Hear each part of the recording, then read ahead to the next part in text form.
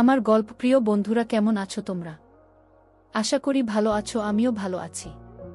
তোমাদের মজা দিতে আমি আরও একটি মজার গল্প নিয়ে এসেছি। গল্পটি শুনলে তোমাদের রড দিয়ে ঝরনার মতো পানি বেরিয়ে আসবে। তো বুঝতেই পারতেছ গল্পটা কেমন ইন্টারেস্টিং হতে চলেছে, তাই দেরি না করে কানে হেডফোন পরে নাও। আর যারা আমার সাথে কথা বলতে চাও বা ইমো নাম্বার পেতে চাও, আমি ভিডিওর মধ্যে নাম্বার দিয়ে দেব, আপনারা ভিডিও কলে আমার সাথে মজা করতে পারবেন। চলো তবে আর দেরি না করে শুরু করা যাক।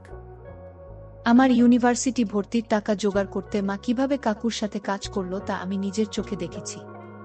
আর সেই সুযোগে আমিও বায়না ধরলাম মায়ের সাথে কাজ করব। মা প্রথমে বারণ করলে শেষ পর্যন্ত বাধ্য হলো। বন্ধুরা, হয়তো তোমরা আমাকে খারাপ ভাবতে পারো, তবুও যা সত্যি তাই আজকে তোমাদের বলবো। আমার নাম রিফাত।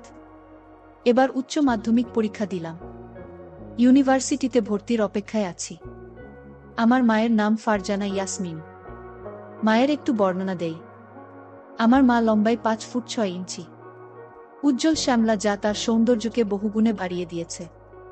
আমার মায়ের সামেনো দেখে আমাদের বাসায় যে আসে বা রাস্তায় যেই দেখে সবার ইচ্ছা হয়। আমার মায়ের বয়স 38, কিন্তু মাকে অনায়াসেই 20 বছরের মেয়ের সাথে মিশিয়ে ফেলা যাবে। আমার বাবার নাম নিয়ামুল। আমার যখন 12 বছর বয়স তখন আমার বাবা বাইরে চলে যায়। ওখানে একটা জব করে, কিন্তু তেমন ভালো স্যালারি না হওয়ায় সামান্য কিছু টাকা পাঠায়। আর আমার দাদু বাড়ি থেকে কিছু টাকা পাঠায় মাঝে মাঝে, তাই দিয়ে কষ্ট করে আমাদের দুজনের দিন কেটে যায়। এখন থেকে 8 বছর আগে বাবা বিদেশে যায়। আমি তখন 12 বছরের বালক। কিন্তু আমি যখন ওইসব ব্যাপারটা বুঝতে শিখি তখন মায়ের কষ্ট অনুভব করতে পারতাম। মা উপোস হয়ে দিন কাটাতো, তাও বুঝতে পারতাম। কিন্তু এরপর সময়ের সাথে সাথে স্বাভাবিক হয়ে যায়। এমন হয় যেন এটাই, অর্থাৎ বাবাকে সারা আমার আর মায়ের এটাই স্বাভাবিক জীবন। এবার আসল ঘটনার শুরু থেকে শুরু করা যাক। আমার মায়ের সাথে আমার খুবই ফ্রি মাইন্ড সম্পর্ক ছিল। মায়ের সাথে ছেলে ঠিক যে পর্যন্ত ফ্রি হতে পারে ওই পর্যন্ত। যেহেতু ঘরে শুধু আমরা দুটি প্রাণী থাকতাম, তাই আমার সব কথা মাকে, আর মা তার অনেক কথাই আমার সাথে শেয়ার করত। কলেজে বা পাড়ার আমার কোনো মেয়েকে পছন্দ হয়েছে, আমার কেমন মেয়ে পছন্দ, কোন টাইপের ছেলেদের মেয়েরা লাইক করে, এই সব ব্যাপারে আমাদের কথা হতো। মাঝে মাঝে এই সব ব্যাপারে কথা হতে হতে তা ওইসব হালকা টাচ করত। কিন্তু মা এই প্রসঙ্গ উঠলেই তা কৌশলে এড়িয়ে যেত। ছেলে বলে হয়তো এই ব্যাপারে আমার সাথে আলোচনা করতে চাইতো না। আগেই বলেছি, আমার উচ্চ মাধ্যমিক পরীক্ষা শেষ, ইউনিভার্সিটিতে ভর্তি হতে হবে। আমাদের এখানে ভালো যে প্রাইভেট ইউনিভার্সিটি, তাতে ভর্তি হতে 20,000 টাকা প্রয়োজন। কিন্তু দেখা গেল বাবার পক্ষে এত টাকা একবারে দেওয়া সম্ভব না। আর দাদুকে জানালো মা। দাদু বলল, এবার গ্রামের জমিতে ফসল তেমন ভালো হয়নি, এত টাকা তিনি পাঠাতে পারবে না। মায়ের সঞ্চিত কিছু টাকা ছিল, কিন্তু তার পরিমাণ 10,000-এর বেশি হবে না। অনেক চিন্তায় পড়ে গেল মা। বাবার এক বন্ধু ছিল না, জাভেদ। আমি ওনাকে জাভেদ কাকু বলে ডাকতাম। আমরা মাঝে মাঝে অর্থ সংকটে পড়লে ওনার কাছ থেকে ধার নিতাম, কিন্তু তা কখনই 4-5 হাজারের বেশি না। আবার বাবা টাকা পাঠালে মা দিয়ে দিত। জাভেদ কাকু সরকারি ব্যাংকে চাকরি করত, বয়স 40-এর মতো। সুঠাম চেহারা, পুরু গোঁফ। মায়ের প্রতি ইচ্ছা ছিল ওনার। আমি লক্ষ্য করতাম যখনই উনি আসতো আমার মায়ের দিকে তাকিয়ে থাকত। আকারে ইঙ্গিতে মাকে তার আগ্রহ বুঝাতে চাইত, কিন্তু মা তা না বোঝার ভান করত। কারণ বিপদের সময় উনি ছিল আমাদের ভরসা। আমার ইউনিভার্সিটি ভর্তির শেষ তারিখ চলে আসছিল। এমন অবস্থায় মা জাভেদ কাকুকে একদিন বাসায় ডাকল। জাভেদ কাকু একদিন সন্ধ্যার দিকে বাসায় আসলেন। মা ওনাকে চা দিল। এরপর কিছু সময় কুশল বিনিময়জনক কথা বলার পর টাকার প্রয়োজনের কথা তুলল, আর প্রয়োজনের কারণও। জাভেদ কাকু বলল, এত অনেকগুলো টাকা দরকার। মা বলল, আমি তো শোধ করে দেব। জাভেদ কাকু বলল, আপনার কিন্তু শোধ না করলেও চলে। মা বলল, মানে? জাভেদ কাকু বলল, মানে আপনি যেটা বুঝেছেন ওটাই। ওটাই আমার শর্ত, আমি 20,000 টাকা দেব। কিন্তু আমাকে 1 রাত সময় দিতে হবে আপনাকে। মা বুঝতে পেরে মুখ নিচু করল। মা যখন মুখ তুলে কাকুর দিকে তাকালো তখন জাভেদ কাকু সচেতনভাবে মায়ের দিকে তাকিয়ে গিলতে লাগলো। মা এটা দেখে লজ্জায় পেল। জাভেদ কাকু বলল, দেখুন, জোট করার তো কিছু নেই এখানে সব। আমি তাহলে আসি। আপনি রাজি থাকলে ফোন করবেন। এই কথা বলে জাভেদ কাকু বাসা থেকে বের হয়ে গেল। মা আর জাভেদ কাকুর মধ্যে এই কথাবার্তা আমি সব আড়াল থেকে শুনেছি। মা এটা জানে না। এরপর মা কয়েকদিন খুব চিন্তিত হয়ে থাকল। আগের মতো হাসে না, আমার সাথে ভালোভাবে কথা বলে না। মা দেখলাম তার বাবার বাড়িতে এবং পরিচিত আত্মীয় স্বজনের কাছে টাকা ধার চাইল, কিন্তু কেউ এতগুলো টাকা দিতে চাইল না। মা যে করেই হোক আমার ইউনিভার্সিটি ভর্তির টাকা জোগাড় করবে, এটা আমি জানতাম।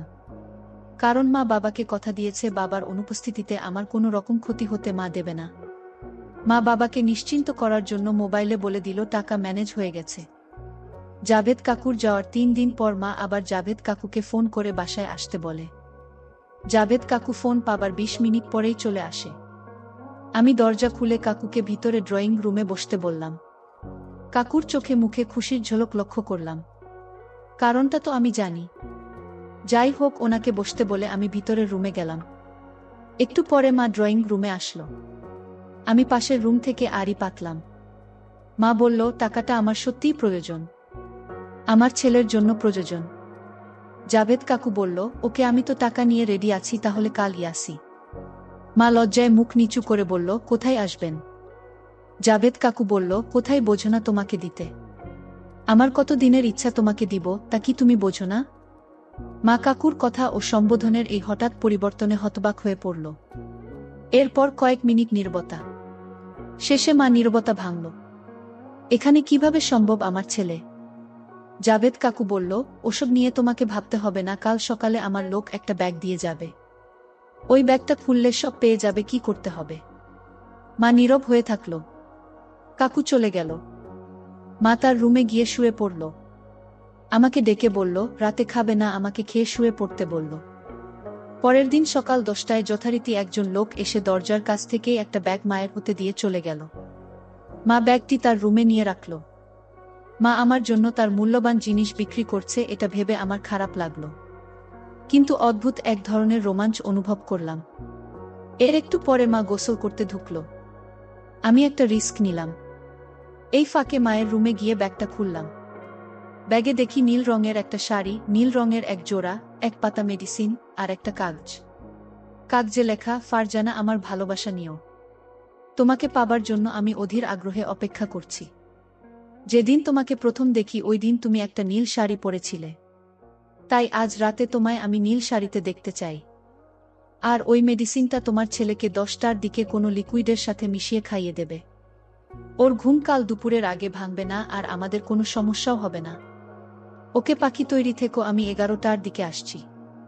কাগজটা পড়ে আমার আর বুঝতে বাকি রইল না আজ রাতে কি হতে চলেছে। অনেক উৎকণ্ঠার মধ্য দিয়ে দিন কাটল। রাতে খাওয়ার পরে মা আমাকে প্রতিদিন 1 গ্লাস শরবত খাওয়ায়। তাই ঘুমের ওষুধ খাওয়ানোও প্রবলেম না। কিন্তু আমি ওই দিন শরবত খেলাম না। কিন্তু আমার রুমে ঘাপটি মেরে রইলাম। মা এসে আমাকে দেখে গেল আর খালি দুধের গ্লাস নিয়ে গেল। আমি মরার মতো পড়ে রইলাম। 11টার দিকে কাকু আসল, আমি আমার আড়ি পাতার স্থানে চলে গেলাম। কাকু আর মা বসার ঘরে। মা দেখলাম নীল শাড়ি পরেছে আর স্নান করে সুন্দর করে সেজেছে। কাকু মায়ের মাথা থেকে পা পর্যন্ত দেখে মুখ থেকে ওয়াও শব্দ বের করল। মাকে বলল, এত দূরে বসেছ কেন? আমার কাছে এসে বসো। মা তার জায়গায় বসে রইল। কাকু এবার ধমকের সুরে বলল, কি রে, তুই আসবি না? আমি চলে যাব। মা এবার উঠে কাকুর পাশে তবে একটু দূরে গিয়ে বসল। মা কাকুকে বলল, এখানে কেন? রুমে চলুন, আমার ছেলে। কাকু হো হো করে হেসে বলল, তোমার আবার রুম কি? কাজ তো একই। তবে রুমে তো যাবেই। কিছুক্ষণ পর মা প্রায় কাঁদো কাঁদো হয়ে আকুতি করতে লাগলো, বলল, দয়া করে ওখানে করবেন না, আমি মরে যাব। কাকু বলল, তুমি মরলে মরো, তাতে আমার কি? একটু ভেবে আবার বলল, ঠিক আছে, আমি আজ খুব খুশি, তাই তোর এই কথা রাখলাম। কিছুক্ষণ পরে আবার কাকুর সময় ঘনিয়ে আসল। আমি তারপর নিজের রুমে গিয়ে বিছানায় শুয়ে পড়লাম। এতক্ষণ কি দেখলাম তা মনে করে অনেক কিছু করলাম। আমার স্নেহময়ী মাকে শুধু মনে আসতে লাগলো। মায়ের কথা মনে করে আমার খুব কষ্ট লাগলো। পরক্ষণে মাকে নিয়ে এসব কি ভাবছি তা মনে করে অপরাধ বোধ হতে থাকলো। কিন্তু যে মা বাবার অবর্তমানে তার বন্ধুর সাথে, সেই মাকে নিয়ে এসব ভাবায় দোষ নেই, এটা বলে নিজেকে বুঝ দিলাম। কিন্তু আবার মনে হলো মা তো আমার জন্যই এসব করল। এভাবে উথাল পাতাল করতে লাগলো আমার মন। মাকে সেবা যত্ন করার ইচ্ছা আমাকে কুডে কুডে খেতে লাগলো। শেষে সিদ্ধান্ত নিলাম মা যখন আমার বাবার অবর্তমানে মায়ের সব দায়িত্ব আমার হওয়া উচিত। ঘুম আর আসল না, সারা রাত মায়ের কথা ভেবে কাটালাম। এক ঘুমে দুপুর 2টো। দুপুরে ঘুম থেকে উঠে গোসল করার পর খাবার টেবিলে গিয়ে দেখলাম আমার খাবার দেওয়া। মায়ের অদ্ভুত পরিবর্তন। নিজে খেয়ে নিজের রুমে শুয়ে আসে। আমাকে একবার ডাকলো না। যাই হোক, আমি খেয়ে নিলাম। মায়ের দরজার কাছে গিয়ে দেখলাম মা আমার পিছন ফিরে ঘুমিয়ে আছে। আমি মায়ের দিকে একমনে তাকিয়ে থাকলাম। অনেক কষ্টে নিজেকে সংযত করলাম। এভাবে দিন কাটতে লাগলো। মা আর আগের মতো আমার সাথে কথা বলে না। আমার হাতে কাকুর দেওয়া ইউনিভার্সিটি ভর্তির টাকা দিল। আমি টাকা কোথায় পেয়েছো এটা মায়ের কাছে জিজ্ঞাসা করলাম না, কারণ আমি তো জানি। আমি টাকা জমা দিয়ে ইউনিভার্সিটিতে ভর্তি নিলাম। 3 মাস পর ক্লাস শুরু। এভাবে চলতে লাগলো। আমি লুকিয়ে চুরিয়ে শুধু মাকে দেখে যাচ্ছি আর নিজেকে নিজেই শান্ত করছি। মার ঘর ঝাড়ু দেওয়া, কাপড় কাচা, ঘুম, রান্না সবই ছিল মায়ের জন্য। ইদানিং দেখি মা তার ঘরের দরজা বন্ধ করে ঘুমায়, যা আগে করত না। আমার ধারণা মাও নিজেকে শান্ত করে আবার অন্য কিছু নিতেও পারে। কাকুর ওই দিনের ব্যবহারে মায়ের ইচ্ছা আবার জেগে উঠেছে। এমন করে 10-12 দিন কেটে গেল। একদিন বিকেলে বন্ধুদের সাথে আড্ডা দিয়ে আমি বাসায় আসলাম। দুপুরের দিকে মা ঘুমিয়ে থাকলে আর আমি বাইরে গেলে আমি আর মাকে ডাকি না, তালা দিয়ে চাবি নিয়ে বাইরে চলে যাই। বেশি দূরে না গেলে এটা করি। বাসায় কেউ আসলে মা ফোন করে আমি এসে খুলে তাকে ভেতরে নেই। সেরকম তালা খুলে আমি সন্ধ্যায় বাসায় ঢুকলাম। ঢুকে যা দেখলাম তাতে আমার চক্ষু ছানা বড়া। মা তার রুমে ঘুমিয়ে আছে। আমার মনে হয় রুমের দরজা লাগাতে মা ভুলে গেছে। মা শুধু একটা নিচে পড়া, আর কিছু নাই। আমি একবার ভাবলাম দৌড়ে গিয়ে মায়ের কাছে যাই, কিন্তু অনেক কষ্টে নিজেকে সংযত করলাম। কিন্তু মনে মনে প্রতিজ্ঞা করলাম, আমি যদি পুরুষ মানুষ হয় আজ কালকের মধ্যে আমার মনের কথা মাকে বলে দিব। এই কথা ভেবে মায়ের রুমের দরজাটা চেপে দিয়ে ড্রয়িং রুমের বাচ্চাঘরে ঢুকলাম। আমাদের বাসায় 2টো বাচ্চাঘর, একটা মায়ের রুমে আরেকটা ড্রয়িং রুমে। গিয়ে নিজেকে ঠান্ডা করলাম। মা বুঝতেও পারল না আজকে আমার অবস্থা। পরের দিন দুপুরে খাওয়ার পর মা তার রুমে বসে একটা কাঁথা সেলাই করছিল। আমি সংকল্প করলাম আজ হয় এসপার নই ওসপোয়ার, আজ যে করেই হোক মাকে দিয়ে আমার কাজ করাবই। মায়ের রুমে গিয়ে কি করব তা চিন্তা করতে লাগলাম আমার রুমে বসে। কিছুক্ষণ পরে মায়ের রুমের দিকে পা বাড়ালাম। আমি মায়ের রুমে গিয়ে মায়ের পাশে বসলাম। এরকম আগে 1000 বার বসেছি, কিন্তু আজ বসার কারণটা আলাদা। মা একটা গোলাপি রঙের শাড়ি পরে আসে, তার সাথে লাল রঙের টুপি। আমি অনেকক্ষণ ধরে বসে আছি কিন্তু কিছু বলছি না দেখে মা বলল, কিরে কিছু বলবি? আমি বললাম, হ্যাঁ মা, তোমাকে ইদানিং কেমন অন্যরকম লাগে। তোমার কি কিছু হয়েছে মা? মা বলল, ধুর পাগল, আমার আবার কি হবে? আমি বললাম, মা আমার সাথে ঠিকমতো কথা বলো না, একা একা কি যেন ভাবো, তোমাকে খুব ডিপ্রেসড মনে হয়। হাসার চেষ্টা করে মা বলল, কি যে বলিস, এসব তোর মনের ভুল। আমি বললাম, না মা, মনের ভুল না, তোমার কি হয়েছে আমি জানি। মা চোখ মুখ ফ্যাকাশে করে বলল, কি জানিস? আমি বললাম, মা ওই দিন আমি একটু শরবত খাইনি, সব বাইরে ফেলে দিয়েছি। এই এক লাইন কথাতেই কাজ হলো। মা যেন আকাশ থেকে পড়ল। হা হয়ে কিছুক্ষণ নিচের দিকে তাকিয়ে বসে থাকল। মুখ থেকে কোনো কথা বের হচ্ছে না। আমি দুরু দুরু বুকে কিন্তু অত্যন্ত স্বাভাবিক কণ্ঠে বললাম, আমি সবটাই জানি। তুমি আমার ইউনিভার্সিটি ভর্তির টাকা কিভাবে, কোথা থেকে পেয়েছ? জাভেদ কাকুর সাথে তোমার কি হয়েছে আমি সব দরজার আড়াল থেকে দেখেছি। মা কিছু বলছে না, চোখ থেকে এক ফোঁটা পানি শুধু গড়িয়ে পড়ল। আমি সবটাই দেখেছি মা। মাকে বুঝলাম তার সবটাই আমার দেখা। এবার মা মুখ খুলল, আমি এসব কেন করেছি তা তো জানিস? আমি বললাম, জানি মা, তুমি আমার জন্য, আমাকে ইউনিভার্সিটিতে পড়ানোর টাকার জন্য তোমার জিনিস বিক্রি করেছ। মা আমার মুখে বিক্রি কথাটি শুনে আরো হতাশ হয়ে কাঁদতে শুরু করল। আমি বললাম, তুমি কাঁদছ কেন? কিন্তু একটা কথা স্বীকার করতেই হবে, তুমি অপূর্ব সুন্দর, যেমন সুন্দর তোমার বাকি সবটাও। মা কাঁদো কাঁদো স্বরে বলল, মানে? আমি বললাম, মানে তুমি যা বুঝেছ তাই, তোমাকে আমার খুব প্রয়োজন। মা বলল, কি বলতে চাস তুই? আমি বললাম, মা, কাকুকে যখন গ্রহণ করেছ তখন আমি কেন নয়? আর তুমি আমার জন্য কাকুর কাছে দিয়েছ, আর এখন কষ্টে ডিপ্রেসড হয়ে দিন কাটাচ্ছ। তুমি দুঃখে থাকবে আর আমি খুশি মনে ইউনিভার্সিটিতে যাব, হৈহুল্লোড় করব, কিভাবে মা? মা বলল, কে বলল আমি ডিপ্রেসড? আমি বললাম, বলে দিতে হয় নাকি? আর তুমি হয়তো এই ঘটনার আকস্মিকতায় হতভম্ব, কিন্তু তোমাকে জাভেদ কাকুর সাথে ওই অবস্থায় দেখার পরে আমার এই কটা দিন যে কি অসহ্য যন্ত্রণায় কেটেছে তা কি তুমি বোঝো? আর আমার বয়সী একটা ছেলের জন্য এই কষ্টটা যে কতটা ভয়ঙ্কর তা কি তোমাকে বলে দিতে হবে? এখন তুমি যদি আমার সাথে সহযোগিতা না করো তাহলে আমার সামনে একটাই পথ খোলা আছে, সেটা হলো বাইরে যাওয়া। তুমি কি চাও তোমার ছেলে বাইরে যাক? বোঝা গেল মা মনের ভুলেও আমার কাছ থেকে এমনটা আশা করেনি। মা কিছু বলতে যাবে, কিন্তু আমি থামিয়ে দিয়ে বললাম, বাবার অবর্তমানে টাকার জন্য বাবার বন্ধুর সাথে যেতে পারো, তাহলে আমি কেন নই? এতে করে তোমার দুঃখ আর কষ্ট মিটবে বা আর আমারও শান্তি হবে। মাকে আবারও কিছু বলতে দিলাম না। আমি বললাম, দেখি ভালো সাজার চেষ্টা করো না। তুমি যদি ভালো হতে তাহলে কাকুকে দিতে না। আমার মুখে এমন কথা শুনে মা লজ্জা পেল নাকি হতাশ হলো মুখ দেখে বোঝা গেল না। মুখে বলল, কিন্তু তুই যে আমার ছেলে।